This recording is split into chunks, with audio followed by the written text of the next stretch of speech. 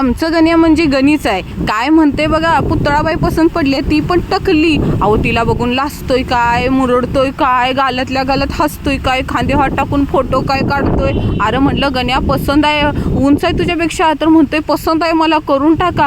मग काय लागलं ग पोरग शॉपिंगला. पॅन्ट काय घालतोय, जीन्सा काय घालतोय, शर्ट काय घालतोय. इथं बहिणीच्या बस्त्याला आलोय, त्याला त्याचं काय पडलंय का. स्वतःच पोरगी पसंत पडतोय आणि आईला काय म्हणतो, आय हीच पोरगी करून टाकूया, तुला उलट नाही म्हणायची काय र आमचा गण्या.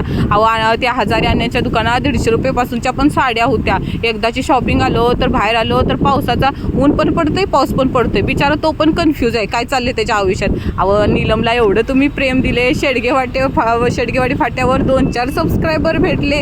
लागलीच नवरेबाईची ब्लाऊज शिवायला टाकायला गेलो आणि तोपर्यंत जरा पाऊस पण थांबलेला होता. पण काय आपली शेडगेवाडी गुणाची हिरवी हिरवी भाजी, कसलं काय वाटत होतं. आणि मंडळी तुम्ही एवढं प्रेम देताय त्याबद्दल धन्यवाद.